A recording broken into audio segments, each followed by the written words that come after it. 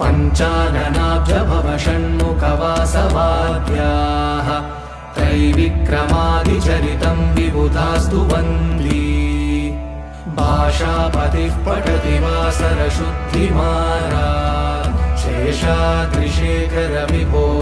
तव सुप्रभातम्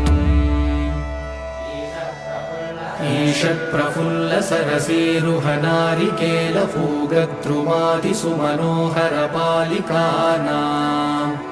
आवादिमन्दमनिलः सह दिव्यगन्धैः शेषाद्रिशेखर विभो तव सुप्रभातम् उन्मील्यनेत्रयुगमुत्तमपञ्जरस्ताः पात्रावशिष्टकदलीफलपायसानि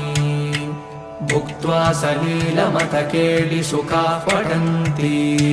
शेषाद्रिशेखर विभो तव सुप्रभातम्